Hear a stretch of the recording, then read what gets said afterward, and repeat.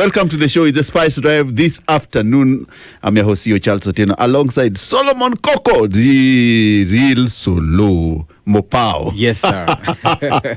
And of course, a beautiful afternoon. Yeah, and of course, DJ Cham on the 1 and 2. So today we are going to discuss very many issues. We have a lot of guests lined up this afternoon, but also we have those topics we have to discuss. Solo. Yes. Icebreaker. Yes. What happened? Kenya versus Senegal. Senegal. It was raining goals. Yes. It was excruciating to watch. Yes. It was we were outrun. We were outclassed. Yes. We were done. 8 goals and 6 in the first half. That is the most painful game to ever watch if you're a football fan, if you're a football lover. I remember in 1965. Yes. Ghana beat us 13-0. And let me tell you something. I could not have been surprised if it went the same way yesterday for Kenya, Harambee Stars. In 1932, yes. Uganda beat us 11-0. If you look at the heavy defeats, yes, Harambee Stars, yes, it starts in 1932. 1932. 11-0. Harambee Stars, nil. Yes. Uganda Cranes, yes, 11. 1965. That is every goal for every player. 1965. Yes. Kenya. Yes. Nil. Yes. Black Stars of Ghana. 13. Hiyo mpaka substitutes unapata yao. So it is a heavy defeat. It was a very, very heavy defeat. And I don't know what McCarthy said. I didn't manage to see what he said. I don't think he has spoken a word yet. Yes. Going by the fact that in these friendlies, both of them we lost. Well, fairly, and a win is a win. But Equatorial Guinea, of course, walitugonga moja. Egonga walitugonga moja. Kugonga ni constant. Yes. And then now came the Sadio Mane side. Yes. Senegal, who started raining goals in the first 10 minutes I'm of the telling game. You, that was the most painful game. It was to very watch. painful. But we were not alone because South Sudan as well. They were facing Uganda, our neighbors here, who hammered them 9-0. So we can sympathize. Yeah, we can South Sudan were beaten 9-0. 9-0. 9-0. 9-0. I'm telling you, that was a whipping. Proper whipping. Yes. And you know, the most interesting thing about these World Cup qualifiers, and of course Kenya was beaten, is that a country like Haiti has qualified for World Cup. Oh, wow. That's a consolation. Haiti. That's a Haiti. And their coach is Sebastian Minye, who used to coach Kenya. A long time ago, yes. And we have our police forces there as well. Yeah. They've taken even the coach. Yeah. And then there's another country. We've won 55,000 people who have qualified for the World Cup. It's called Karukao. Karukao. Yeah. 155,000. The total country, 155. You want to tell me it's a whole WhatsApp group? Yes. So, ladies and gentlemen, of course, it's a Spice Drive. We are just telling you what's happened in the world of sports and soccer, especially Harambee Stars losing 8-0 to the Lions of Teranga. Sadio Mane with a hat-trick. I tell you, Sadio Mane with a hat-trick. It's called a learning curve. We took our learning curve. It'll be rare and censored, and of course we'll bearing all on gender-based violence. So it's an unflinching conversation and dialogue that Kenya needs, and also reflective and also very human. Amaje Solo. Yes, that's so true. Yeah, so we'll have a very human conversation, reflective. We'll also tell you what's happening on our roads, of course, if you're traveling out and inside of the city of Nairobi. And they didn't stick to the rivers. They didn't stick to the rivers and the lakes that they're used to. Senegal was a big waterfall. Big waterfall. TLC there, Left Eye, Chili, and Tibo. I think those girls were just something else. They were phenomenal girls. Phenomenal. Actually, they are one of the biggest female groups. Yes. Of course, their song Creep, of course, and that. And my other special one I liked was Red Light Special. Ah, yes. I can see what age you are, what age bracket you are at that time. I loved that Red Light Special. And of course, Waterfalls was a big hit of the time. Yes. And you can tell that it is what it is. It's Happy Men's Day, Solo. Happy Men's Day, and Happy Men's Day to you. And Happy Men's Day to Cham, DJ Cham. Yeah. You know, I think men are going through a lot because we have just realized It's a Men's Day. It's Men's Day when it's a few minutes to 4 p.m. I didn't even know the day exists. But anyway, it is what it is. It is what it is. Yeah. But I think, Men's Day, International Men's Day is a global awareness day where men celebrate all the challenges that they go through, including abuse, including violence, including mental health, all those issues, including suicide. Yeah. It's a day to celebrate men. So if you have a good man out there, if you're next to a good man, if you're a man out there, it's Happy Men's Day today. Let's celebrate the men out there. Let's celebrate them today. And if your partner and happens to be a lady and she wants to buy you socks, please don't agree. Please don't accept socks. Please don't accept ties. Let them buy you something significant. You want something like significant? A car. Usichukue hizo gift duni zenye za kuficha kama socks. Kama socks, a belt. Men grow up from belt, socks to a four-wheel drive. Yes. It is what it is now. It is what it is. Yeah, you cannot be sending fare all that time. And then you get socks. And you get socks a pair in of return. Socks. Zile zinauzwa na Burundi. The Burundians are up in town selling everywhere socks. I'm your host, CEO Charles Otieno, alongside Solomon Koko, and of course, there's a special guest in the studio this afternoon, and they're going to talk. Remember, we said you're going to have honest conversation, unfiltered, uncensored, but also very respectful conversation. So, of course, Solo. Yes. It's Happy Men's Day. It's Happy Men's Day. Umepata socks. Women bring us only socks. A number of handkerchiefs. And handkerchief. Surely, how I think it's time men now stand up and write for at his belt. Apana. You can't give me belt anymore. Usinipatie vitu za kuficha. Show me out. Yeah. A car would do, a Mercedes like my friends would do, and many things. Yes. Yeah. Certainly. But anyway, in the studio we have a very beautiful lady, a lady who has been doing very many good things in the world of relationships, and of course helping women and men, not only women and men who have suffered gender-based violence. She's a director, and if you know, you know. Let's ask her to introduce herself, the beautiful one. So thank you. And before I'm killed, Happy Men's Day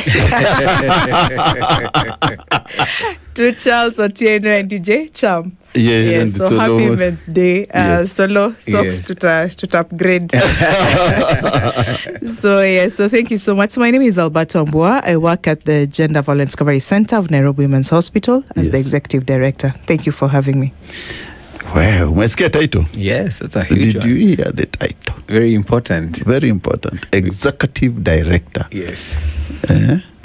So, Alberta, one of the biggest conversations we're having is, and Mike Sonko is somewhere, I don't know where he's disappeared, and he's a guy who said that he went to save the daughter from the hands of the husband the other day, and said that the big families suffer gender-based violence, but they're hiding it under the carpet.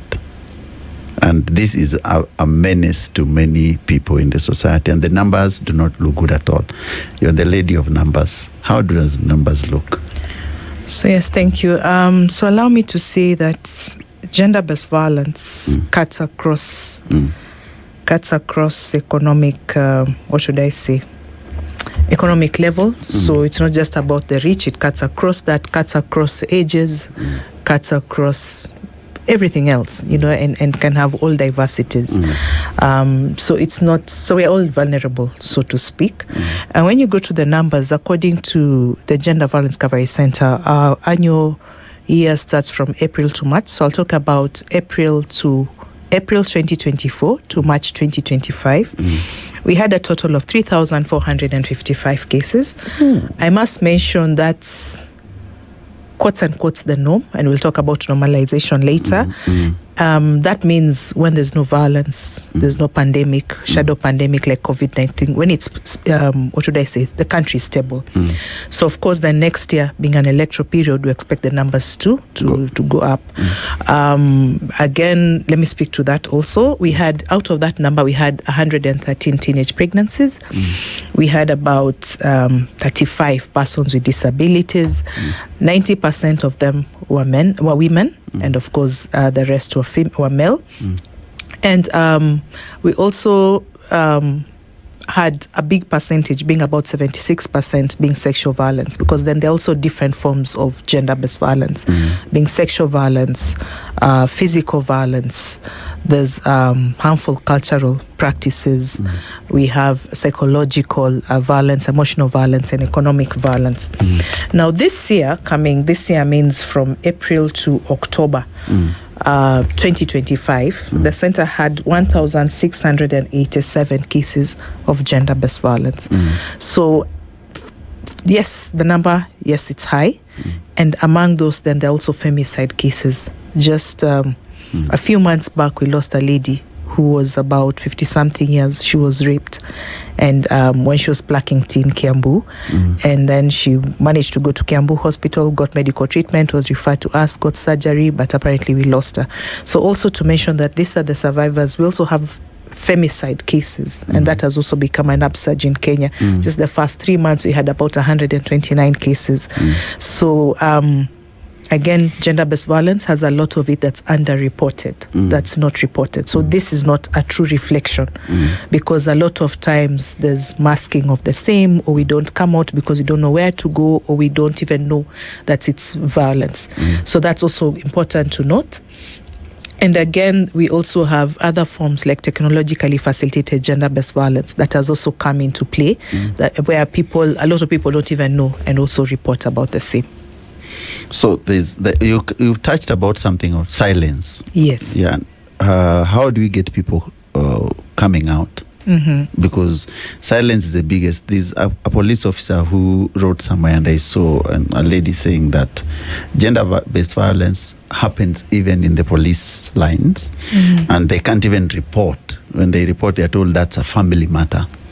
And she really explained how she contemplated shooting the husband, because I had suspected both of them were officers or something.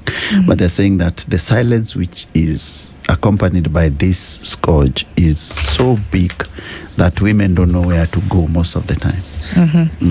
So the silence to gender-based violence has many reasons why that happens. So one is because of how we are socialized, or it's culturally entrenched. So we don't even realize that we're being violated, or we are violating. So for example, child abuse, female genital mutilation. And sometimes if you don't conform, for example, to female genital mutilation, you're treated as an outcast. So a certain community, the men will not marry you and things like that. So sometimes we do it because that's how we are socialized. That's the best that we know. Two, silence can also happen when you don't have responsive mechanisms. So for example, I don't know where to report to, or if I report, it's not friendly. I'll either be re-traumatized, or there'll be victim blaming, or I will not get the help that I need. Yes, for different reasons. Sometimes also there's a lot of bystander attitude. At that particular point when one is being violated, so for example, at that particular point when I'm being violated, trust me, everything will evaporate. Where do I need to get help? Or I'm really at the point when I cannot even reach out for that help. So the people around me need to stand strong and actually direct me to that right, for example, help. So a lot of times we assume, we normalize violence. You know exactly what you said. Hiyo ni mambo ya kinyumbani, things that you just deal with them at home. Just yesterday, I have a long-term a schoolmate from high school, and her friends called me and they told me how she's been beaten, and she actually needs metal, to be fixed at some points of her body, and asked some questions. Is she stable where she is and all that, in a hospital and everything else? And I'm asking, have you reported to the police? And the answer I got, it's not the first time. We're waiting for the family. So again, exactly, as we speak, she's waiting for, hizo chuma ziekwe. And things like, so that's that bystander attitude kind of thing. And those are some of the challenges that make the silence go on. We normalize it. We think, and again, even the survivors sometimes don't report because of other things like dependency. So if I report, for example, it's my husband who's abused me, if I report him, I economically depend on him. That's where I live. I don't have anywhere to go. My children, for example, their fees to be paid and everything else. So there are a number of things that mask or makes the silence louder. But that's not an excuse. We need to call it out and we need to seek justice for the same. And when you talked about also the different forms of violence, and you said that this femicide is on the rise and technological abuse. Yes. Why so? Why so? If you'd ask me, there's also a gap in Kenya in terms of research and trying to understand the why and the evidence generation for programming out of it. So, for example, for femicide, if you ask me, we've normalized that gender-based violence, that now it's gone to the extreme. Two, impunity in regards to the same. And earlier I was just talking to someone and I was asking, okay, out of all this, I think African Census did about counted about 526 cases from the previous year going back a couple of years. And I was asking one of your colleagues earlier, like how many of those cases have seen through to conviction of the same. So you can get away with it, so to speak.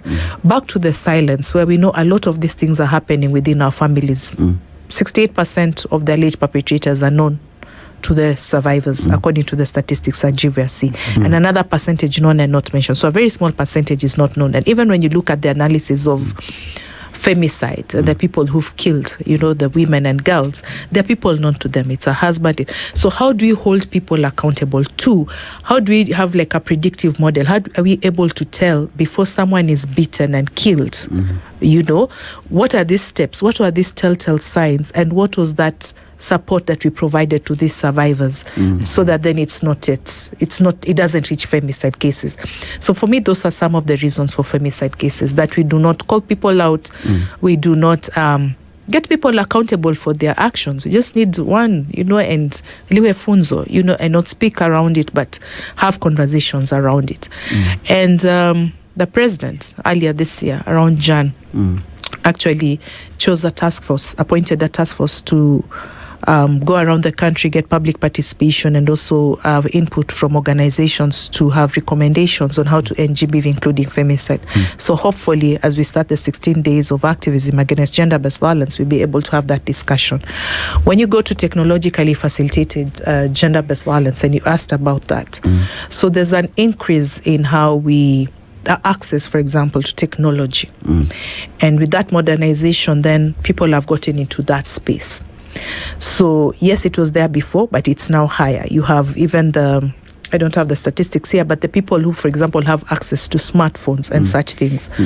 So when you do not have regulations, for example, around how then are you using that digital space. So kids have met, there's a quarter at GVRC where 4 teenage girls actually met their perpetrators through social pages. Yes, so it's happening. I've met means survivors who come to GVRC, who, for example, children who've been introduced, you said we be respectful but truthful and blunt, children who've been exposed to pornography and gotten abused. I've met a group of boys who used to go to, they call video dance, and they'll be shown pornography and sodomized. It's called rape, and not once or twice. So that's the risk, for example, and that's what we are facing. We have women aspirants who, for example, would vie, and you have all this doxing and cyberbullying and everything going on. So people have then misused technology, yet it can also be a very powerful tool to create awareness around gender-based violence, and also then, would I say, access to services. For example, GVRC is about to launch an app around how then are you able to access services. So as much as we also condemn the technology, there are also good ways that it can prevent gender-based violence. Interesting. Solo? In cases where, let's say, a victim has already stepped up forward and they've given testimonies only for them to be discredited later, how do you handle such situations? Where you're saying, like, for example, if it's a family and it's like they want to settle the matter amongst themselves, what steps do you make to make sure you put it under control? So one thing that we do is so before even the access to justice, it's about keeping the evidence tight, so to speak. So would encourage, for example, if you're violated, do not shower. So there are those steps that you do not shower, get to a health facility within 72 hours, come with the clothes and all that. And then once at the facilities, and we also support you to come to the facility on time. So for example, we do rescues. We have a toll-free number that you can call. You can reach out to a police station and they're able to bring you to GVRC, to any of the 8 GVRC centers. Actually, 2/3 of our referral source to GVRC the last 3 years is from the police. So once you're then at the facility, the other way to ensure then that the access to justice is there is that then we have trained clinicians and psychologists who then have to have the right documentation. Above it all, you have to get the right treatment, comprehensive quality medical treatment, psychosocial support, which spans for about 1 year. And then once that documentation is done, and if it's rape, for example, we have a form we call post-rape care form. So all that documentation is done. And then we also then have legal aid support. So we have counseling for you and your significant other or your support system. And then we also have legal aid clinics. So we'll bring on board lawyers who are able to take you through, because then there's also, what should I say? It's court is not also so friendly or comfortable for most of us. So then they'll take you through the process and provide you with that legal aid support. With the judicial side, the police, the judiciary, then we also have sensitization and trainings for them to understand. We're also part of what we call Court Users Committee, so which brings on board all users around gender-based violence. So for example, you have the clinician, you have the police, you have the prosecutor, and in some counties like Kwale County, they actually have like a case management conferencing before the case happens. So then they're able to support you to make the case watertight. And then when you go to the laws, the courts, for example, there are about 14 special GBV courts, so specialized gender-based violence courts, that then you have sensitized staff, because you can also be re-traumatized. And those are some of the reasons why survivors would pull out of a court process system. So once there, so in case all that, so this all is also to enhance the convictions, so to speak. In case what happens and you're not able to, then of course there's appeal. Then we work also with other organizations to be able to push for the same. But how do you look at the span that the violence has or the abuse has taken or has been reported? For example, if it happened once and probably it was a bit devastating, it was there was harm. And then the victim and the perpetrator want to, reconcile. Yeah. And the matter is already up to the authorities. How do you handle that matter? Like they want to reconcile and go back home.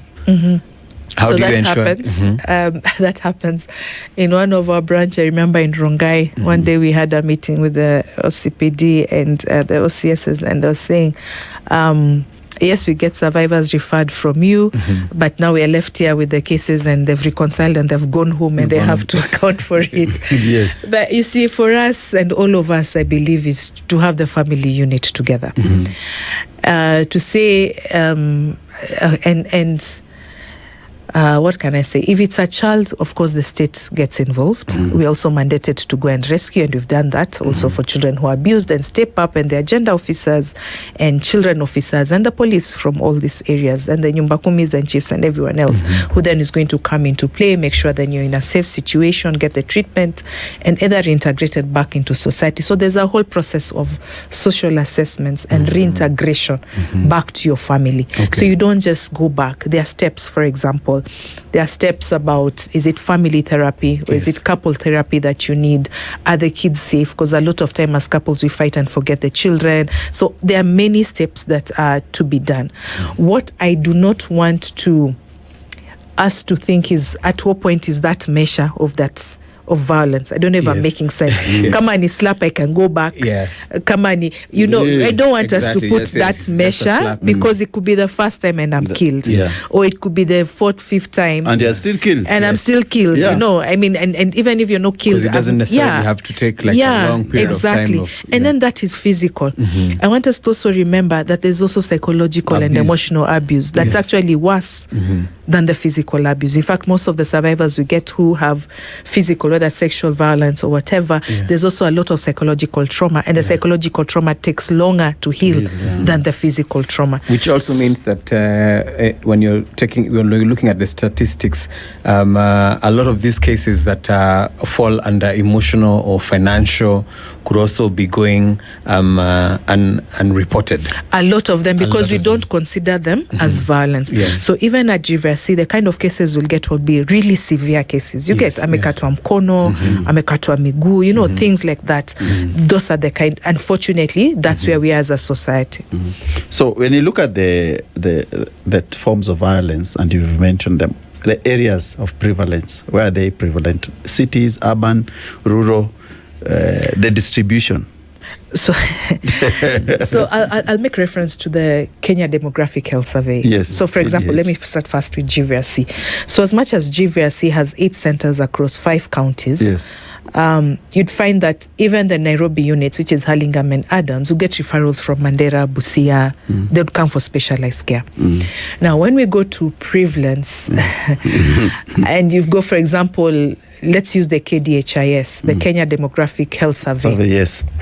If you look at, for example, female genital mutilation, in the areas where you'd expect it to have a very high prevalence, it will not be reported because it's culturally accepted.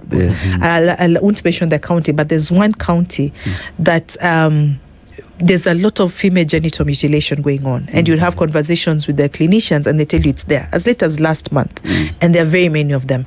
But when it comes to the hospital, because culturally you want to be correct, culturally, yes, we have to be correct, but bad culture is bad culture. You'd find that they're writing the manifestations of female genital mutilation. So, for example, bleeding or something, but they're not writing that it was FGM. I don't know if I'm making sense. Making sense. So, for example, so if you ask me where the prevalence is, it's there. It's just that where it's culturally entrenched, it's going to be hidden. So, for example, child marriages, when you go to Homa Bay, hardly will anyone report about Jaboya, sex for fish, because then it's the norm. If you go to, another area, no one will report about something. Yes. And of course, we discuss pertinent issues, and we're in studio with Alberta Wambua, Executive Director. Of course, we said it's Men's Day. Now, usitupatie socks. Hata kama ni Men's Day, even if you're shopping at Naivas, usulete socks na belt. We want gifts which can be seen. Alberta? We want gifts which can be seen. Not those ones we wear on top of the others or under the others. We refuse. So, Alberta, back to our conversation quickly before we go for news. So, you said that we said 3,450 people last year suffered GBV. And we said that there are very many forms of GBV, especially femicide, technological, children. We talked all the forms, but which among them is the most prevalent? Yes, so those among them that is most prevalent is sexual violence, and that is at about 76% of the cases that we receive. And important to mention that that's for both genders, both male and female are sexually violated. Again, it's also important to mention that even when sexual violence is the most, let's say, prominent form of gender-based violence, the survivors will also, of course, face psychological violence. Making sense? They'll be psychologically affected. So sometimes it's not even just the psychological alone, that you'll also have other forms of, gender-based violence also tied to it. So, for example, the psychological violence. Yes. So sometimes you don't have one form of violence, you have many. It's important to also say that, let me give you an example of sexual violence, female genital mutilation, that's culturally entrenched. So you find a young girl who's undergone circumcision. She becomes then, quote unquote, ripe for marriage. So she'll undergo child marriage. Yes. And then she'll not be able to go to school. So again, that's another violation. She's been denied a chance to go to school. Then she'll get, children. Because she was circumcised, she might undergo obstetric, it's called what?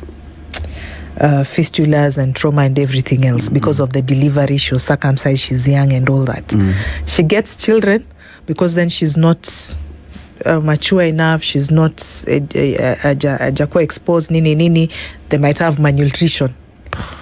They might not go to school. So we've met, would I say young adults, early 20s, who are already grandmothers. So just to show you that sometimes it's not one, it's not one form of violence, it's it compounds, so to speak. So they lose the opportunity to even, though you can still go back to school and everything else, but I'm just telling you that a number of them then will find themselves in those spaces. The youngest pregnant girl we've seen at GVS is 11 years. 11. That's crazy, because 11 is just a kid. Exactly. Is this a kid? She doesn't even know. Is it a victim of rape? It's rape because she's below 18. So whatever happened, it's rape. It's It's statutory, Yes, it's defilement. Rape. Yes. My goodness, it just looks very bad. I think we hold it there. We go to news. When you come back, we finalize with Alberta. She's unpacking some of the most difficult things we've never heard, of course, about GBV and how it affects our community and society. And, of course, Alberta Wambua, Executive Director, Gender Recovery. And and of course, there's another lady who's walked in, and a lady who does leadership. Essie Daniel's in the house now, so we'll have a bigger conversation with all of them in a few minutes. Solo. Yes. We're talking about the number of women who are actually it's not women. It's gender. It's a whole. It's both. It's the gender. It's the gender. It's gender agenda. And Alberta has painted a very grim picture. Of what is happening on the ground. 3,500 cases in 1 year. Yes, 3,550. Which are known. Yes, man, this is quite a big number. Yeah. So what next, Alberta? Where do we go from here? How do we've sensitized the people? We've told them gender-based violence is not good. So what next? So that sensitizing people, we are not done yet. We still have to do it. And so I'll go to the sensitization, then what next? So more than ever, right now, because then we start the 16 days of activism against gender-based violence on 25th for 10 days. So glad that and congratulations that you already have this conversation now. So yes, it's here in these spaces. Where I'm saying it's not done, we are going to the festive season. Lots of violence happens around this time. So even in our family settings, when you see this is a relative, we know it's a black eye, we know definitely they didn't fall down the stairs. Before even we have our family festives and meetings, can we call them out? Can we find out? Are we, it's not just asking, are you okay? Can we really find out if everyone is okay? Back to our homes, how we socialize, how having conversations with our children. And it's not just about gender-based violence, about also how they are growing up, what's going on. So having that connectedness and respect. Then what next is to have functional responsive mechanisms. So for example, if you're violated, what do we do? So let the public know. Let us also be there to support. Let's have institutions that have addressed the unconscious bias and they have systems that are able to support. So again, normally it's a heavy burden on the survivor to actually get services. For example, at GVS, yes, it's free to the survivor, but it's a cost to to the institutions. If it's at the police, is it gender desks? Is it child protection units? Are they friendly? Do they know what to do? Can we also fast track and not have it like the burden of proof is on the survivor? It doesn't have to be up to me to confirm that I was violated or what I need to do. That support system and structure has to be there. Then we go to the laws that we talked about. So they're there. So how can we make sure that the legal process is shorter? How can we make sure then that people are held to account, for the wrongdoing that they're doing? How can we also make sure that we understand, for example, right from experiences and even data management, a central depository system, so that we are able to understand if this survivor went to service point A, why didn't they go to point B? Earlier we were talking about medical treatment and how survivors would go for medical treatment but not for legal aid, for example. What are those barriers that we need to address, in between there? Touching a bit on sensitization that you mentioned earlier and awareness, how friendly is it? Are we, for example, the people with disabilities, are we having, channels or methods that they're able to understand? If it's children in school, is it broken down to their understanding, for example, and things like that? So if you ask me where next, exactly that, calling it out, being aware, and for me that's a very big step, that yes, violence is happening. We have to first accept violence equal, and this is what we need to do. Just call it out and stop it. So if you're saying calling it out at stopping, how did you start? And this one, I want to bring Essie to introduce herself, because you are a very big, you campaign and you're doing a lot of work on women and men who are abused. How was your journey like, first of all, Alberta, before I come to Essie? Okay. So how's my journey? Yes. Interesting. So I finished campus. Ukajipata tu unapata kaku. Nilikuwa home tu. Alafu I wish I was a stay at home mom. Alafu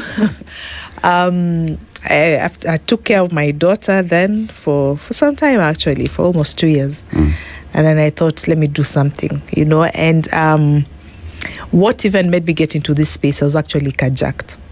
I was trying to get the connection. Kuna kwanga na connection. Yes. Yeah.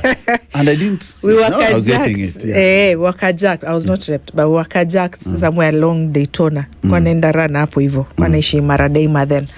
Some very many years back. Almost decades actually.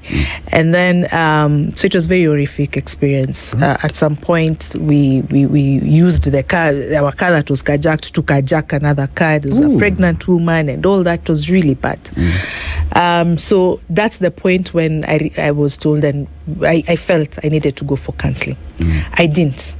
I think the flip side of it is then I thought, why can't I go and support women who've been abused? Because for me it was near attempt. And landed at GVRC then, Nairobi Women's Hospital, volunteered for a week. Then after a week got employed as a psychologist, done like 6-7 positions, and that's it. So I got hooked or tied there, because again, you tend to want to leave. Hardly is it about the money, it's about the calling for this kind of work, but there's a lot of, would I say, job satisfaction. Yeah. So yes, there's a lot. So for example, around the 16 days of activism, we also have what we call Survivors Day. So all the survivors will come together, those who've been supported this year, and they're going to be celebrating their journey. So you're looking at them at the point where someone came in when they wanted to commit suicide, given up on life and all that, and then they're here now celebrating. So that's how I've gotten hooked up. That's a very... Where? I was jacked once. Remember, Solo? Yes, I do remember. Back in the day. Yeah. I don't like that experience. Yes, it's traumatizing. I was thrown in a river. Pole. In Kabete. I don't know. In Spring Valley. I'll never forget that accident. I should come to GBRV. Kuja. Counseling is there. It's free for men. For men and women. Yes. I should come there. And it helps. Those guys, they thought they really messed us up. Anyway, but it's sad to know that you are jacked, Alberta. I was looking for that connection. Yeah. Very few people know it. Yeah. So now I know. Essie, tell us your journey, and say hi to people out there to know who you are.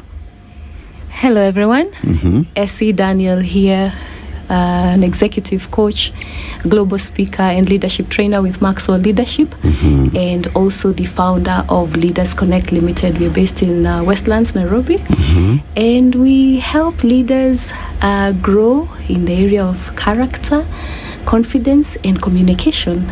And my story, as you hear it shortly, is what inspired me to begin this leadership journey. Please tell us. Beautiful. So Please tell us. At least Alberta give us the journey and said that experience is a life-changing experience, and the career is interconnected. Correct. Yeah. Correct. So my journey is also one that involved an accident, and I was involved in a grisly road accident. It was around 1 a.m. And as I was driving, a car came and T-boned me T-boned the car on the side, and I lost my smile. I got injured on the face. I broke my jaw. I got shattered glass in my eyes, and it was quite a scene. And Where was this? this was in North Carolina. Okay. And it was on a road called Capitol Boulevard. So the car got out of their lane and came to mine. They were driving the opposite direction and came right at me. And as I was sitting there in pain, my phone is just completely destroyed. A stranger came and helped me, and they called 911. And I gave them also a number to reach my family, and they called them and they said, "Hey, your family member is in a wreck." And so, as I was laying down in that ambulance, and they were taking me to the hospital, I thought to myself, "This is how people actually exit into the next life." And I made a covenant with God, and I said, "God, if you give me another chance, I will serve you with whatever is left." I didn't know what was left. All I knew was that my face felt all wet. I was freezing. My mouth was in pain. Everything was in pain. And so I made a covenant with the Lord. And I can see all these people, all these medics, trying to help me stabilize as they get me to the hospital. I didn't know how bad it was. I just knew that maybe it was time. But I asked God to give me a chance. So on our way, we arrived. And they started the morphine medication, which is known to be the powerful pain reliever medication. And as they did that, as people now started to come in, my family, my church members, they came to see me. The moment they walked in, I could see their faces change. Up to this moment, I've not seen what I look like. But I'm looking at their faces, their reactions. Now that I'm not in so much pain because of the medication, I knew something was bad, terribly bad. So I asked for one of them if I could look at their phone, and I looked at myself. I was also shocked to see what I looked like. And I say, "Whoa, this is bad." And to cut the long story short, I was able now to, after a whole day of medical procedures, the jaw is broken. You could actually have taken it out of the mouth and put it down. Have missing teeth. They are looking for them in the lungs. I got 6 stitches on the lip and 8 stitches on the eye. And it was such a sin. But later on, I went home. I was on liquid diet for a week. A month. And it was, my mouth was frozen for a whole month. And I couldn't eat, I couldn't communicate. I lost my confidence, I lost my teeth. It was such a painful season of my life. But the interesting thing is, I finally got well. Though I lost my smile, I lost my confidence, and I couldn't communicate freely. There were also people that were making fun of me, sadly, because of how I looked. But the interesting part was when one day I went back to normal life. And one day I'm taking my kids to school, and the little one, 2 boys to school, and the little one is sitting in the back. And I got a nudge in my spirit, go to Walmart and buy bacon. We don't buy bacon from Walmart. There are better stores where you can buy food because their specialty is really not food. So I'm arguing with I'm having an inside conversation, almost an argument. Why Walmart? Why not Aldi, where we buy food? And the interesting thing was, I decided to obey. And I'm on the phone. All this conversation is happening in my head, and I'm on a call with Daniel. The Daniel in Essie, Daniel, my name. So the significant other. Yes, correct. So I went, got to Walmart, but as I was pulling in, it's always packed. There's never parking. And there's this one prayer that I always like to pray. God, order my footsteps. Provide me a spot of your choice. It sounds small, but it is so powerful, especially in this story, because this is where now my story changes completely. And I keep on driving, and I come across parking spot number 2, row 8 at the Newburn Avenue Walmart. Hey, how convenient. I'll just take a few steps and here is the entrance. I have a little baby, so sure, I don't need to look for any more parking spots. So I park in and I finish with my conversation. By this time, my little girl has shifted from the back seat to the passenger seat. Oh, the car was not running, so I can't get in trouble. Children are not supposed to sit on the passenger seat when the car is running. So I lift her and I put her down because I was in an SUV. As soon as I put her down, I see a diamond ring that looks like a keychain. And I pick it, and I'm looking at it, I'm thinking, when did she roll the window and drop the keychain down? So I take it and I say, oh, children. So I take the keychain. And as we take another step, here is a beautiful diamond ring that is really beautiful, shining. And it was a dull morning. It had actually rained a bit. So I pick up the 2 rings. I go straight to customer service and I ask, has anybody lost their rings? Has anybody come claiming their rings? And they said, no, nobody has. And I left my number and I said, if anybody calls, just comes asking for the rings, just have them call this number. The next few days, I called every number. I answered every call that came through, including spam calls. 1-800 numbers. I answered every call. And nobody called. I was an immigrant. And so now I'm scared. What am I going to do? Do I go to the police? Will that trigger other issues? Will I be sent back home? And I'm not done with my process. And you know what's interesting? I decided, by the way, when all this happened, I posted on Facebook and Rally Moms group. It's a big Facebook group with a lot of viewers. And nobody claimed the ring. So one of the comments was, call ABC 11 News. It's a news channel. And I called them and they said, oh, that's amazing. Would you send us a picture? And can we come tomorrow and interview you outside Walmart? In my head, I'm thinking, I don't have a smile. I don't look attractive. There are people that actually make fun of how I look. And the interesting thing was, I called my mom. I said, they want me to go to Walmart. I don't want to go. They want to take a picture of me, a video of me narrating the story where I got the rings. I don't want to do it. It's too painful. They'll make fun of me. I'll be on national TV. And mom said, Joki, wacha mambo mingi, enda uambie mali ulipata pete. And it was consoling. So I went.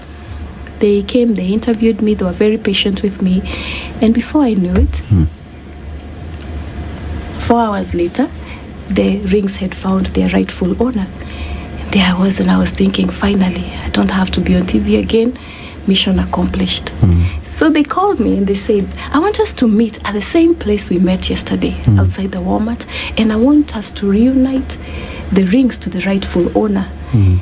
There we are again on camera. Do I have a smile? No. Am I ashamed? Of course. Can I speak comfortably? It's very hard. And you know what? I went and I met this lady. And the interesting thing that I wanted to know was, how did she lose her rings? And she said she was there at around, before school hours, around 7 a.m. And her rings just slid off. 2 of her rings just slid off her finger and they fell on the ground, leaving just 1. She came back, she looked for them, she couldn't find them. And she went home frustrated. And God kept that spot. Maybe there were other cars that parked there between 7 and 10 a.m. All those hours. It's a parking spot close to the entrance. But God covered their eyes. And he reserved that particular moment for me to be the one to find the rings.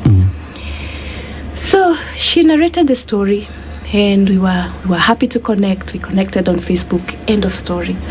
The third part is now when we go home and Walmart calls me again.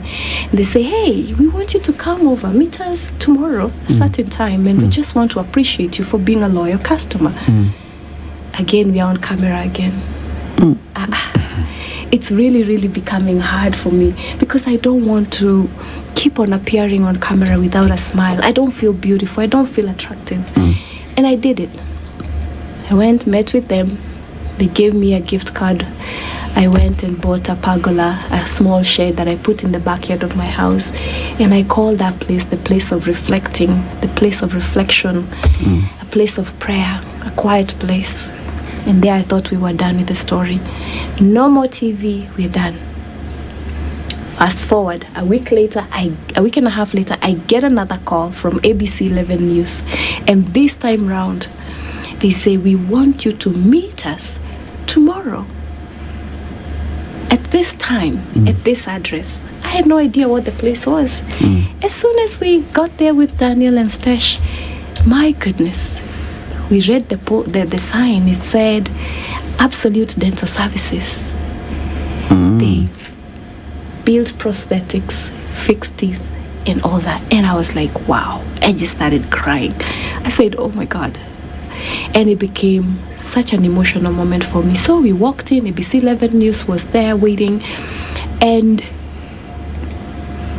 as soon as I sat down, Conrad and Reyes were the names of the two doctors. And they said to me, we saw your story on the news. And there's one thing that you said that resonated with us. Their mission statement is serving their clients with unquestionable, with unquestionable integrity. And when I was sharing the story where I had found the rings, I said, my mom taught me that integrity is doing the right thing when no one is watching, because God is always watching. And so that really resonated with them because it's similar to their mission statement. And you know what happened? Right there they said they saw a beautiful lady that cannot express herself because she's missing a smile. And they decided that they were going to bless me with a smile for the good act of kindness. They said I didn't have to pay anything, and all I needed to do was pick up my phone, accept the appointments that I'll be given, and just show up, and before I knew it, I would have a smile. But let me take you back to where it all began. That morning, it was a beautiful morning, and I asked Daniel, do you think God can give me a smile in 6 months? Because I was going to meet with Dr. John C. Maxwell, who's my mentor in Florida. And I was looking forward to having a smile. It was like a wild, big audacious dream. And he said, nothing is impossible with God. And he went about his business. But do you know what's interesting? A few weeks later is when I found the rings. You see how this whole thing comes together? The power of the spoken word. Interesting. Wow. I think that story is very, very deep and inspiring to... Almost very un-Kenyan because, if a Kenyan got that ring, a diamond ring... Zulu. The first Zulu, where are you going? Are you saying we are dishonest? I mean, culturally, a lot of people would actually do that when they found something worth that... they'll go and sell. They will go and sell it and start fixing their own smile. With cash? Yes, with cash now because they have the money. But what a very inspiring story of integrity. Thank you. Absolutely. And the thought crossed my mind. Oh, yes, did it? Because you must have thought, how much will I fetch with this? And you know what? When I went to take a picture, because I went to a jewelry store, They valued it at $6,000 US. 6,000. Ayo ni gari mbili. And How long ago was that? that was in 2018. 2018. $6,000. Multiply by 130. Alafu By 130. alafu ushike matatu na uweke Uber. You'll be smiling every day. And right around that time, my heating system was broken. They needed $3,000. Wow. It is a miracle. But the words of my mom. Mothers. Is doing the right thing. Mothers. Do the right thing. If we followed our mothers, Yes, only like you, that's true. tungekuwa engineers. Harmoniously. Harmoniously. But anyway, Essie, I think it's very inspiring to have that story. So how did you get into John Maxwell mentorship, and how did you connect? And So I had always desired to empower people. And I used to always feel like the leadership that we see is different from what true leadership is. And leadership really is influence. Nothing more, nothing less. That's what Dr. John C. Maxwell says. It's influence. And a leader goes the extra mile. The leader serves the people. The leader tries to find out what is it that people need so that we can serve them at their level of need. Not sitting on a pedestal and waiting to be served. And so I wanted to change that narrative. And I had just connected with Maxwell Leadership when the accident happened. I just was wondering at that time, I just connected with Maxwell Leadership. I want to become an excellent speaker. I want to change the world, not just mine, the world around me, and introduce the right leadership that focuses on the people, leadership that focuses on valuing people, not for personal gain. And so that's when the accident happened, and we made a covenant with the Lord that if you save me, I will serve you with whatever is left. And so for me, when I serve, when I lead, when I speak, when I coach, when I help people identify their personalities and help them solve their conflicts, for me, that is my way of fulfilling my agreement with the Lord, that I will serve you with whatever is left. interesting. Akinyi there is telling me, please tell your guest to adjust the mic. Akinyi, I've told her to adjust the mic. Thank you. Akinyi, asante sana. We see you. Please tell your guest she has adjusted. Please speak to the mic. Thank you. Yes. Thank you, Akinyi. So, John C. Maxwell is coming, and are you involved in bringing him to Kenya, or how is the connection? So, Dr. John C. Maxwell is actually in Nairobi right now as we speak. Yes. We have a big conference that has been organized by my two good friends, Marcia Chola and Catherine Igade. And so we will be at Sarit Expo tomorrow, Sarit Center, and we will have a full day of growing and learning, and you can't wait to see the transformation that will happen as a result of this conference called the High Road Leadership, that is named after Dr. John C. Maxwell's second latest book, The High Road Leadership. High Road Leadership. Yes. What is the difference between leadership and coaching? That's a good question.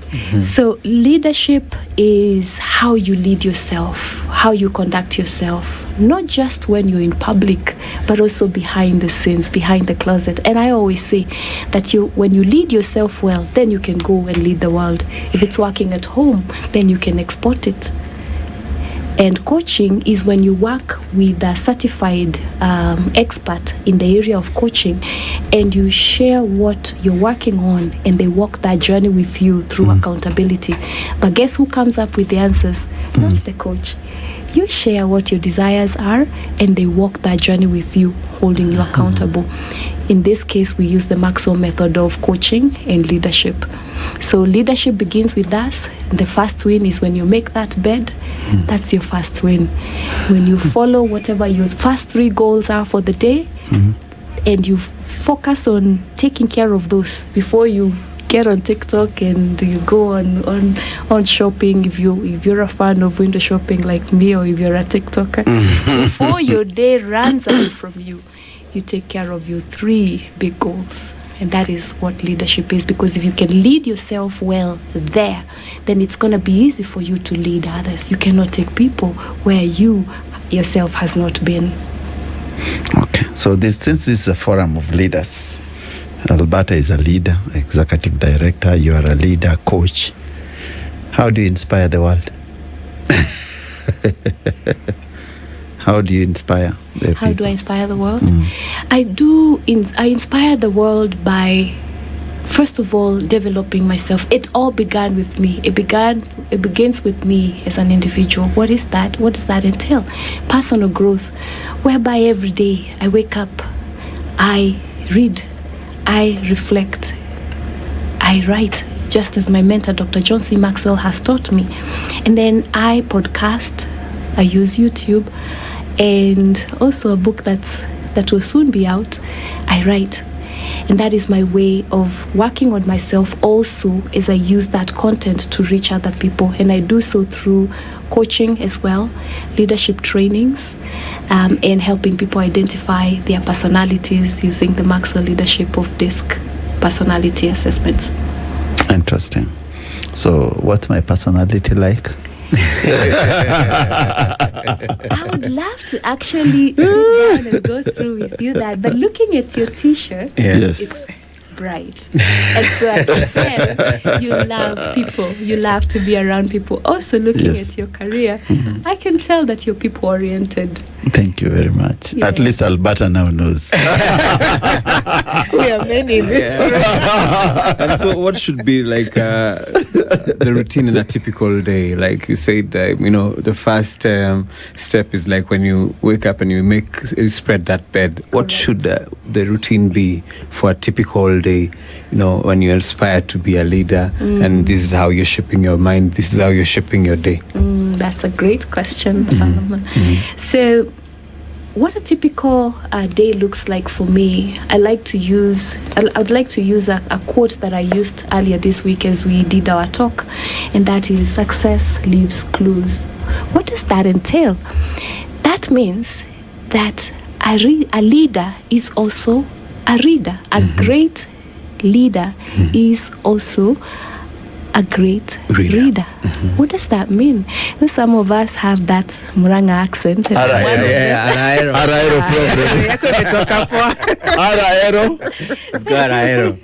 problem. So allow me to say that one more time, and I hope I don't butcher it this time. Yes, Araero problems. A great reader. Oh, there. Yeah, no. Right the first time. So a great leader is a reader. Yeah. That means that every day allocate at least 30 to 60 minutes of reading. And don't just read anything. Identify in what area you want to be an expert. What do you want to be known for? What do you want to be an expert in? Don't read about real estate and tomorrow you're reading about sport and the next day you're reading how to be a doctor and you want to be an entrepreneur. Pick one area and zero in on that. Pick a book that is written by an expert in that area. Read that book for 30 to 60 minutes every day. You can choose to read it in the morning or you can choose to do that in the evening before you sleep.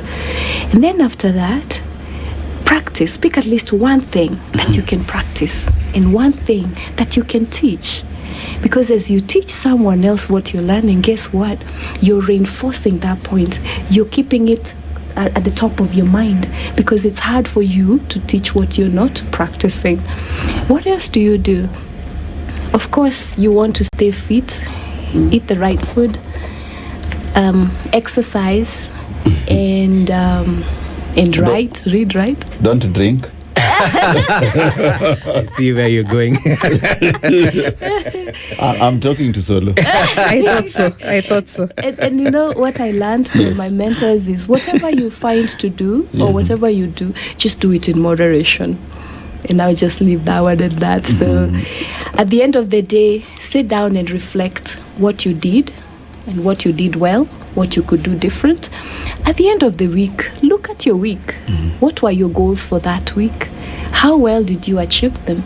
Do you need to delete some things because maybe they're not meant for you? Someone else can do them better than you. And so That's what a typical day would look like. You start in the morning by reflecting on yourself. And then you go out to the world and you do what you need to do. Then come back and review what the day was like and avoid the mistakes that you made today. And then plan your day for tomorrow. And we're in an era where social media has really taken up a lot of our time. Correct. And you think like as you encourage more people to read so that they can lead, a lot of people are saying that when they decide to even read a book before they sleep, it causes them to fall asleep. How do you create that balance between waking up and going and rushing to your phone to check out what's happening on social media so that you can post what's happening, and dedicating that time to saying, let me grab a book, I want to face this day like this is what I want to read, this is what is going to inspire me. Our reading culture has really been corrupted by the entrance of social media. Correct. How do we try to encourage people to actually focus on plan your day like this and start by reading so that you can lead? I pulled that through, right? That's good. Very well. And it's from Nyeri, so. But Kenyans, just before you answer, Solo, remember that apart from social media, that Kenyans in 1982, when we had the attempted coup, the only shop which was not robbed is a bookshop. The bookshop. They robbed everything in the city, but Kenyans never touched The bookshop. There's nothing which was taken from the bookshop. True story. Yeah. True story. 1982, August 1st. Yes. Wow. Yeah. Wow. That's a great question, and thank you for mentioning that. I think I've also heard of a similar quote where they say if you want to hide something, Hide it in the book. hide it in the book. That's where it comes And from. we need to Because change that narrative. We need Yeah. to change that narrative. And you know what? When I look at where we are today, a lot has changed. We have YouTube, we have podcasts, we have Pinterest, and we have audiobooks. We also have, there's so many ways to read. And so I would say, find the best way that works for you. Because not everybody loves to read. But whatever you do, make sure you're learning something new every day. You may be an auditory learner. You learn by listening. So maybe listen to podcasts. You may be a visual learner. You may be a kinesthetic learner. Maybe you learn by seeing, maybe you learn by listening, or you learn by doing. Find the best way that you learn, but make sure every day you're learning something new. Interesting. I think, Essie, you've captured it very well. Let me get back to Alberta now. Alberta, I told you. See, my personality, umeambiwa? Did you learn something? It's looking bright. Nikasikia pale unaenda na Solo na I think you have taken points on reading and everything. So Lord should stop drinking, in short. That's what This is just say I know the coach is saying. She said many things, but Yes. the one take home Take for away. you. Yeah. I'll be writing down at least 13 points every day, every morning. So you read Yes. and less indulgence. Okay, great. Yeah. In moderation. Do it in Moderation. Kulikuwa na point ya Absolutely. moderation. Moderation hiyo ingine ya chakula. Food is in moderation, do not overfeed. Okay. But the other one is a no-no. Yeah. So Alberta, we are talking Yes. also, I was looking at, we'll go back to the numbers, and I think that the president, and we started 16 days of activism, which starts on 25th. What are you planning for those days? So for those days, thank you. So one GVC, that's also myself. We co-chair the National Anti-Gender-Based Violence Sector Working Group under State Department of Gender and Affirmative Action, so as state and non-state actors. So what we plan on 25th, which is the start of 16 days. 16 days, is we're going to have a national launch. And the CS is very keen on going to, lack of a better word, mashinani, and having the conversations, kwa ground. So we have a national launch at Suswa. We have the deputy president as the guest of honor. So the idea is just to come together as women rights organizations, civil society, government, and share on what's happening around gender-based violence. Around the same time, we have the Ma elders coming also to declare their support in elimination of female genital mutilation and child marriages. So that again also speaks to, remember, the harmful practices we're talking about. Who are the gatekeepers, the patriarchy, the community leaders and so forth. So it's also engaging them. And of course, by the time they're coming to declare, means again, back to what you're talking about, sensitization has been done. The community is ready to say, we do not want violence. So it's going to each of these spaces. When we're talking about different forms of violence happening differently in different spaces and their prevalence. So that's what's happening. Around the same days, there are going to be different activations. Now, asking myself, for example, what we're doing. We're about to turn 25 years in March next year. And we have now want to share our experiences over these 25 years. What have we done around gender-based violence? What are the gaps? What do we need to do? So we're doing a documentary around that. We plan to have like a watch party and be able to share that out. We also have the Survivors Day I was talking about. So we have 8 centers in 5 counties. So in the 5 counties, and together with the 16 shelters I was talking about and the 14 gender-based violence recovery centers, is then having this celebration of gender-based violence survivors coming and sharing the experiences, celebrating the journey that they've gone through healing, and them also now becoming the ambassadors in the communities. We also have a lot of community activation. So for example, just on Monday, we have the Academia, University of Nairobi, coming over to the center just to see what exactly is happening. So we have a lot of, we have South Sudanese GBV practitioners, for example, coming to learn from us. So there's a lot of hosting and sharing about what gender-based violence is. Within these days also, there's a day we celebrate elimination of violence against women. There are different days that are marked within those 16 days. The Human Rights Day, the HIV, the World AIDS Day. Was it December 1st? December 1st, yes. And for December 1st, for example, we have what we call the triple threat, where you have the teenage pregnancy, the HIV infections, and gender-based violence. When we're talking about, there are a lot of intersectionalities, so to speak, with gender-based violence.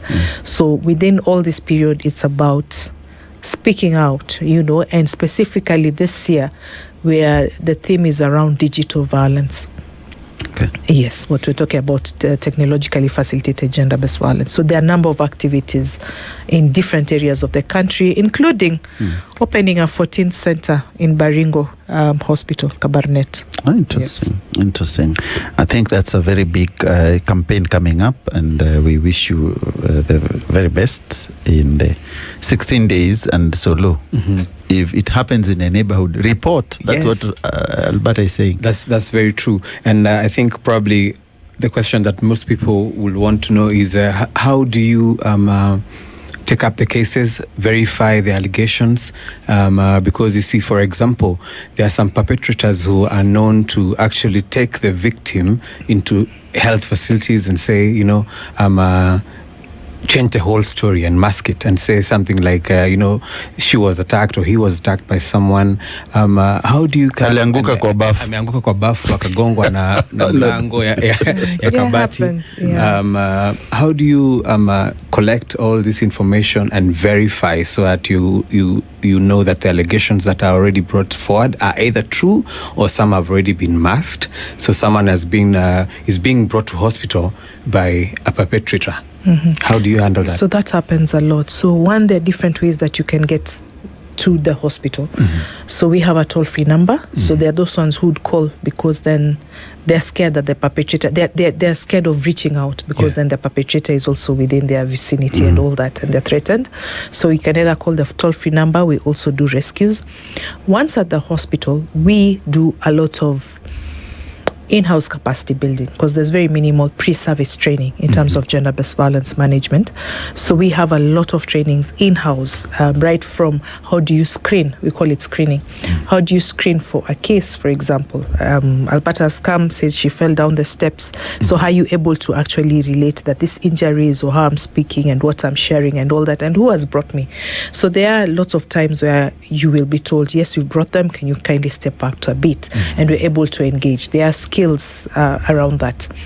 So we have also a lot of training ourselves, including unconscious bias, because we come from the same society, and even those perpetrators are not from Mars or Venus. You know. So we have a lot of that. So we also have temporal shelter. So what I mean is that some point in that medical treatment or psychosocial support, we also have social assessments. We realize that it's not safe for you to go home because the alleged perpetrator has brought you. We have a very close relationship with the police, so sometimes we get the perpetrators arrested at the health facility. Sometimes you'll be told we need to give you temporary shelter, we need to do some tests or something just to separate you from the alleged perpetrator so that we make sure that you're safe. We never take you back to an unsafe environment. So that happens as we sort the perpetrator. Does that apply even to kids? Because I know kids is a very big issue. Especially for children. Yes, especially for children who amount for about 40% of our cases. And remember, I said a very big percentage are known perpetrators to the survivors. Then under temporal shelter, we also have a component of, and continuously we have the social assessments, we have social workers. Then after that, we also work with 16 shelters, the ones we support directly as GVRC, but we also have a number of other shelters we work across the country. So we have what we call a functional referral mechanism. That we're able to know you need a police, or we need a police, for example, to come and provide. So depending on the individual need of the survivor. Now let me get back to our conversation with the two beautiful ladies in the studio tonight. It's actually in the evening now. So, Alberta, you're telling us something we left off. Katikati. Yes. So it's good to finish the conversation. True that. Yeah. So we're talking about temporal shelters. We're talking about when the alleged perpetrators, for example, bring the survivors. And one thing for sure, whether they bring them or not, we don't let the survivors go back to unsafe environments. So we have temporal shelter at the hospital. So we give shelters.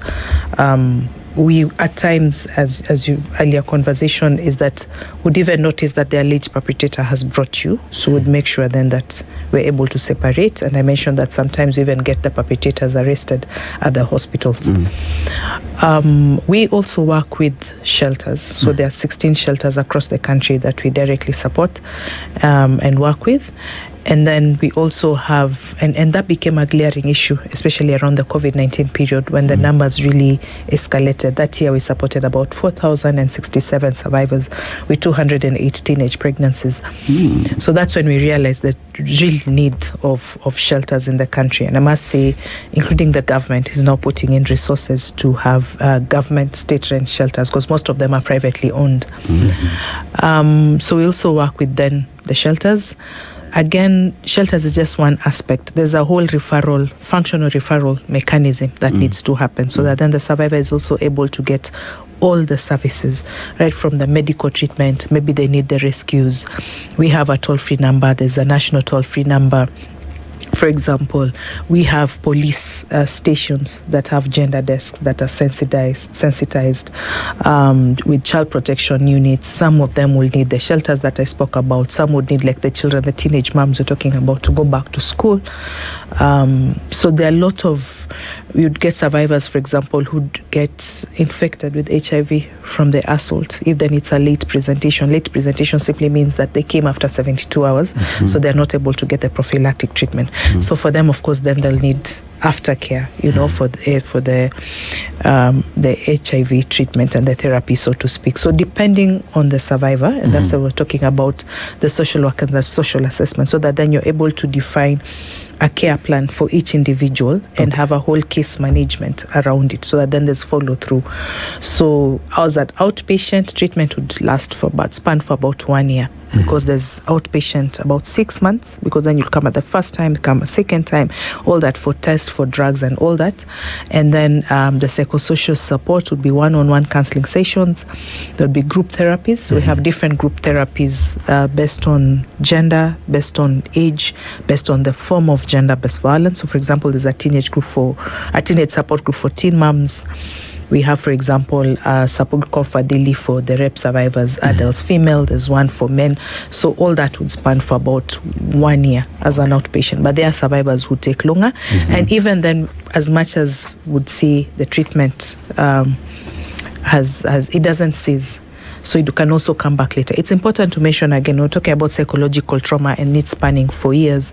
We have survivors who are abused, for example, when they're children, and they never sought support, any form of support. And then now that they're older, they're adults, then they would want psychosocial support. So they're still welcome.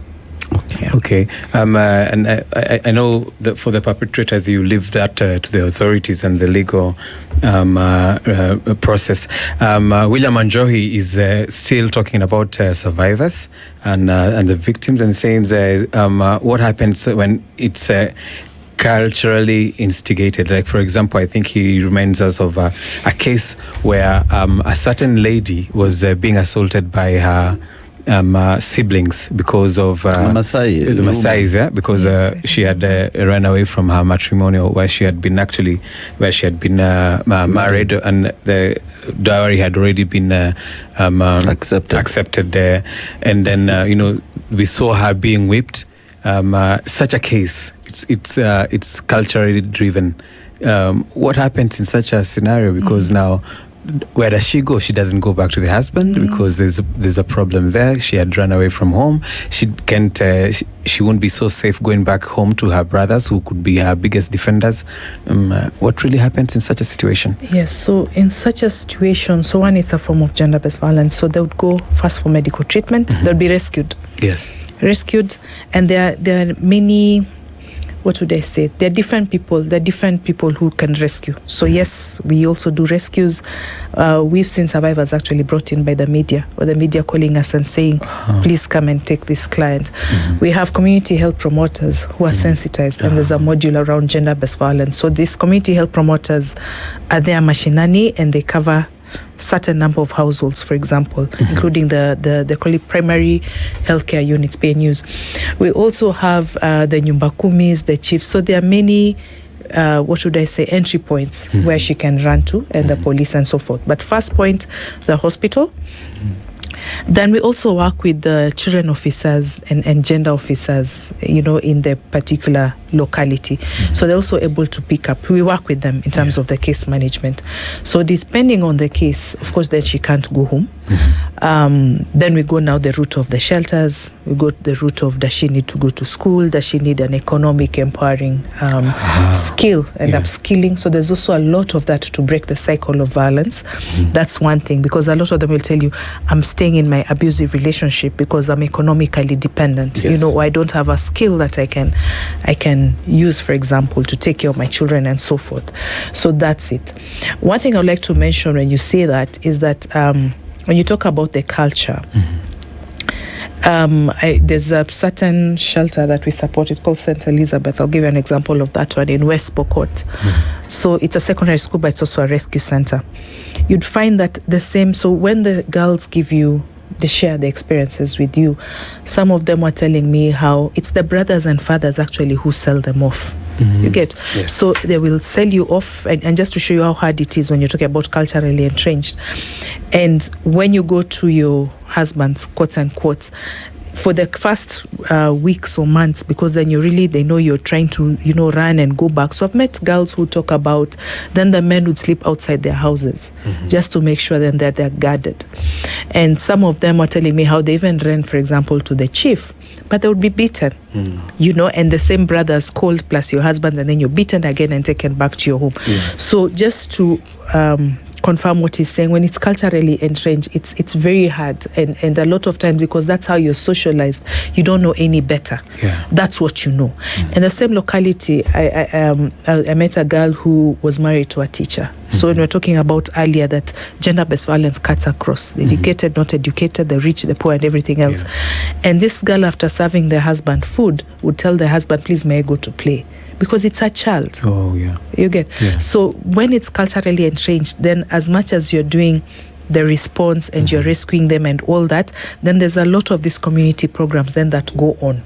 Because then they're the gatekeepers, they're the what, then you have to tell them why is it wrong, and the repercussions around it, and have conversations and all that. That's very deep, and I think it's very good that there are shelters to help, because very many guys do not know where to go, and that's why they don't report. Even if we sensitize a lot and they are sure that they'll go back to the same houses, even if they report, the fear is real.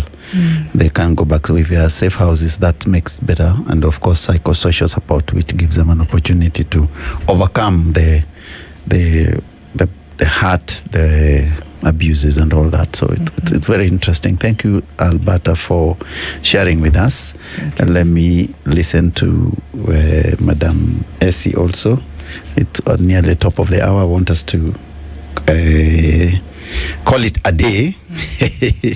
Essie, so are you in Kenya now, or are you going back to North? Miss Diamonds.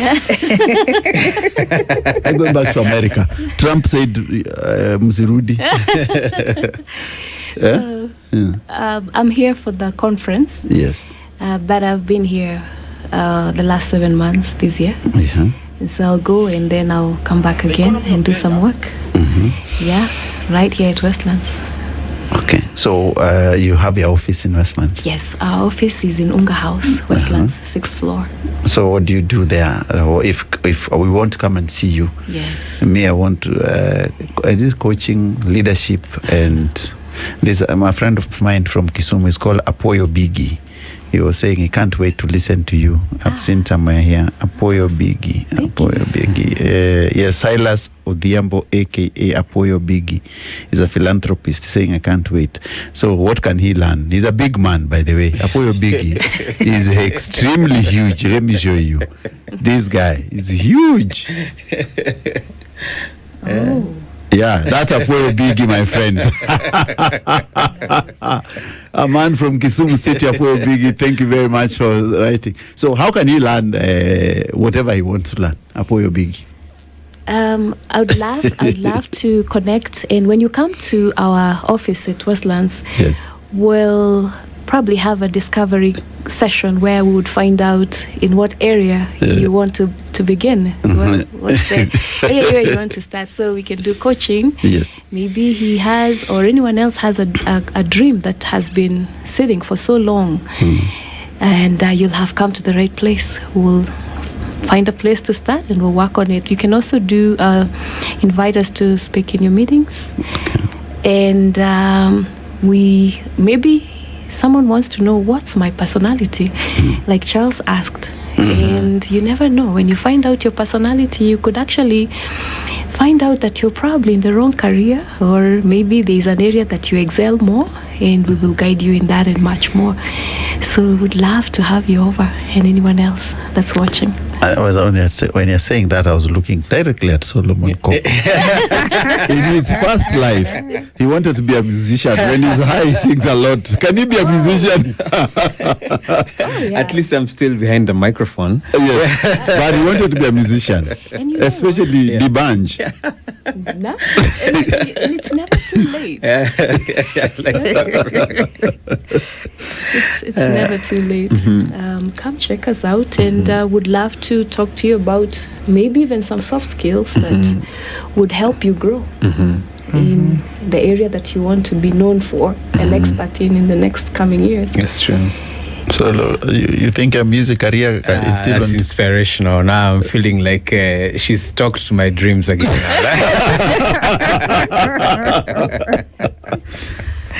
So when you get high, you don't need to sing. To sing and start entertaining people. Yeah, I don't.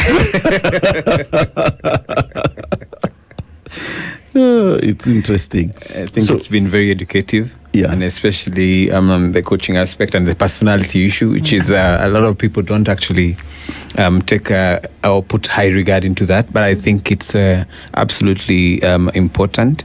Very educative as well about gender-based violence, especially now that we're going to the 16 days of activism. And a big shout out to everything that you're doing, and that's very, very good and life-changing for a lot of people who are suffering, and a lot of them in silence. Thank you. How much, maybe to Essie, how much did it cost to do to bring back your smile? You know, you didn't tell us how much. Oh, they didn't tell me, but I can imagine. If I want to fix something. I've been doing the math. I think you said something in the range of $3,000 from the $6,000 diamond ring. Because I was trying to see how much balance you'd have remained with. I think it costed a lot because they had to do operation as well. Okay.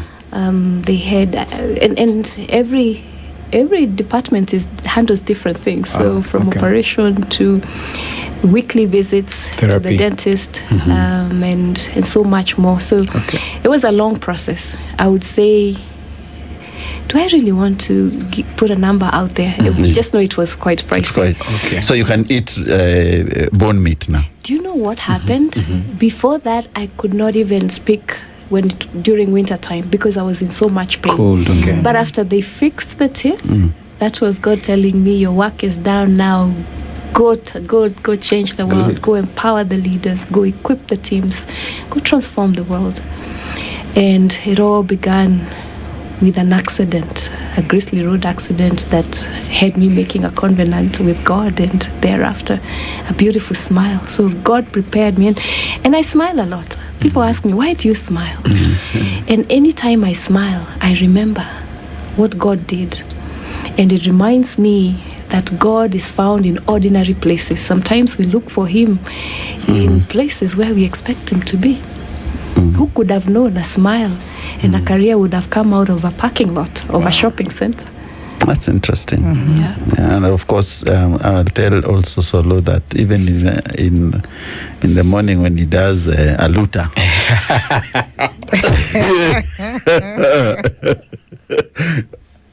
A little, my friends, is when you party That we know. all night. We have choices in our house. We are so updated. so when he And we does a have a luta, church service. Yes. I'm very updated. yes. So that church service and a luta, you can get God there. All right. So you say, preacher, preach. So you can get God anywhere. Anywhere. Yeah, that's a mantra today. Very inspiring. Yeah, so aluta, no aluta. For us who don't go for those things, tutamngoja tu kwa nyumba. Wow. So it's been very interesting and to host you ladies this afternoon. And I really appreciate you coming. So maybe Alberta, you tell us your closing remarks, and then Essie, and then we call it a day for this afternoon. Thank you. Wow. So my closing remarks is in whatever spaces we have, whether it's Essie in the leadership. I was about to say Solo in a luta. That's Solo and Charles and Dr. Cham here at Spice. Yes. It's all of us just creating the spaces to discuss gender-based violence, so that we stop so that it stops being in silence or taboo to speak about it, and to always be there to support, because I'm sure if we had a discussion and went deeper in a safe space, you'd each tell me more than 5 people that who've been abused, or some never know, maybe even ourselves. So just to say that it's a human right. It doesn't even need science. Sometimes I usually say we don't even need to be told it's bad or right. It's just, how would you treat that other human being? It's just right to treat the next human being right. So let's just stop gender-based violence. Stop gender-based violence. Fantastic. Essie, where is Daniel? Daniel is in the US.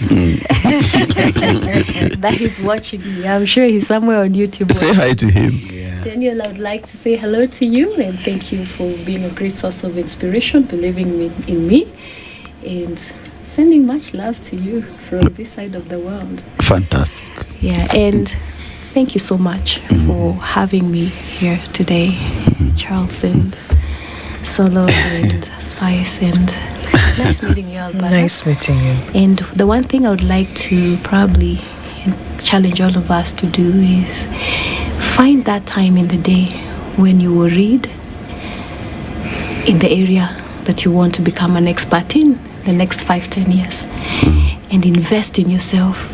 A lot of times we go buy ourselves expensive clothes, buy ourselves nice cars, nice homes. But do you know, if you invest in yourself, if you prioritize investing in your growth. Read that book in that area of interest. The rest will follow. You'll be able to afford that beautiful home, that dream car. So invest in yourself, and at the end of the day, take time to reflect on what the day was and what you can do different tomorrow. Thank you so much for having me. Fantastic. The take home is reflect and read. Not read to lead. Yes. And there was an arrow somewhere. Arrow somewhere. Yeah, but it is what it is. And it's International Men's Day, so. Yeah.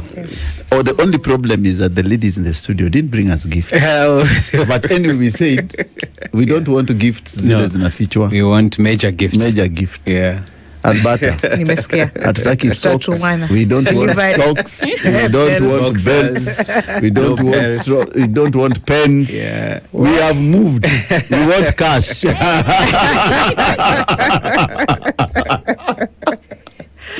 Ladies, it has been real.